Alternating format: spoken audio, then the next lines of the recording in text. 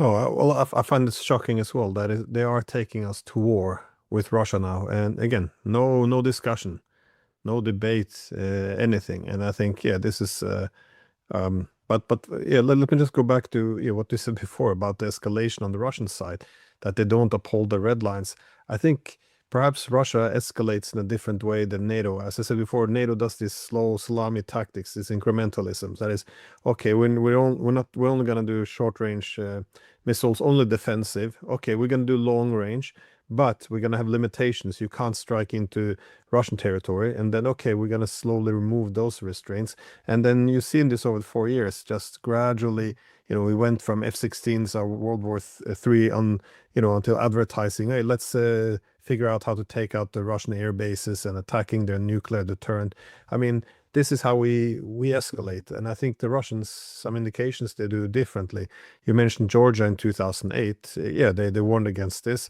But in 2014, when the Russians annexed Crimea as a response to the coup. In Putin's speech, he made an analogy that you can only push a spring so far back before it just jumps forward. And I think this is essentially how their escalation would be, because they did the same from 2014 to 2022. That's 8 years when they were essentially saying, implement the Minsk agreement. Let's put an end to this. Let's normalize relations. And they saw the Minsk agreement being sabotaged. And instead, the NATO countries just buying time and building up a large Ukrainian proxy army. And yeah, so then by 2022, they they went in war. And then, of course, they tried to negotiate from the first day. Zelensky said that the Russians contacted him to start to negotiate restoring Ukraine's neutrality. And then, of course, once they figured out that the US and UK sabotaged the Istanbul agreement and instead began to pump weapons into Ukraine and put a boycott on diplomacy, then they realized what this was. And then they annexed 4 territories, 4 oblasts. I mean, how is this not responding? And of course, now with the new involvement, Putin is now talking about getting all of Novorossiya, which would include Nikolaev and Odessa, which would make Ukraine into a landlocked rump state. This is, how is this not responding to escalation enough? And also in that interview you referred to, he also brought up Operation Barbarossa, which is interesting because, why would Russia sit back and wait for the Europeans to get all their pieces in place and then strike Russia when it's favorable to them? As Putin has said, it's if you know you're going to be in a fight, just make sure you throw the first punch. And I think that's a danger, with all this war talk against the Russians. But no, I just find it fascinating that you say that there's no strategic thinking. There's no strategic context. I mean, we have all the data in the world.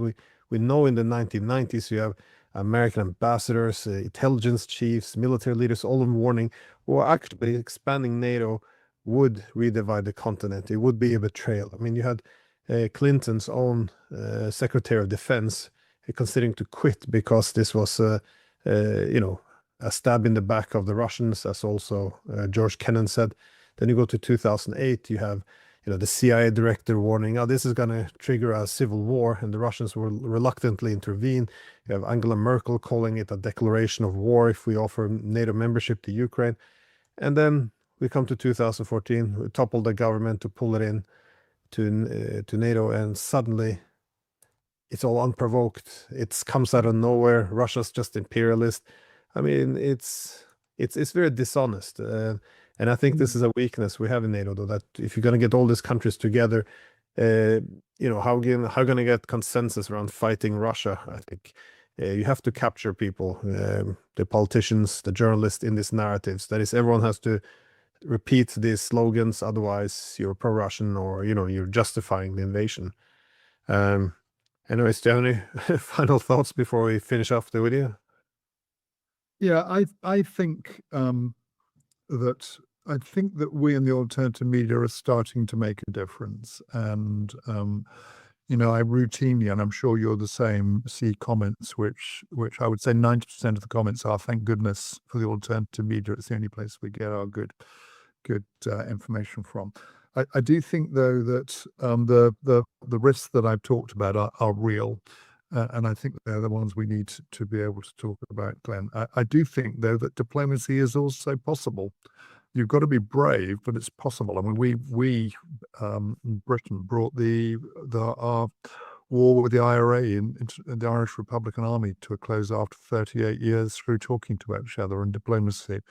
And to me, that's the most important the way out of it. But I think that the sooner that we can actually the word that can be spread, and let's hope that listeners to this podcast can do it, that actually the risks of escalation, especially in Europe, where we are escalating against an enemy, or what would be an enemy, against whom we cannot defend ourselves against attacks, seems to me to be mindless. So let's hope we can get this debate out there, Glenn, and have a proper public debate in Europe about the risks which our leaders are taking us towards, and a proper public debate about whether we can actually get back on the road to diplomacy, because diplomacy is surely the answer to this.